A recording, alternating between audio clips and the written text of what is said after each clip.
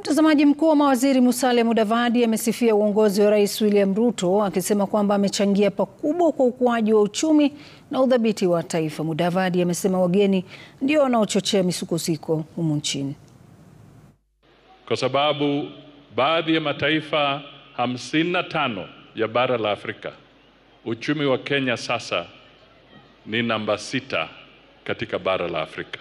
Hatungefika kwa kiwango hicho bila jasho yenu kama wafanyikazi. Tunasema asante sana.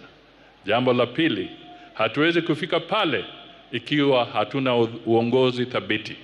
Kwa hivyo tunamshukuru Mheshimiwa Rais kwa kuhakikisha kwamba Kenya ina uongozi ambao ni wa kidemokrasia na thabiti. Mkiona watu wakizungumza, wakipiga kelele, wakifanya nini, hiyo ni demokrasia.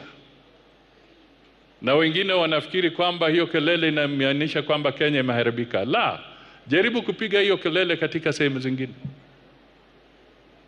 Hata marafiki zetu wengine wanashinda kuandamana kwa mataifa yao, wanakuja kuandamana Nairobi, wakiandamana mambo yao. Kwa hivyo Kenya ni thabiti na sisi tutii sheria.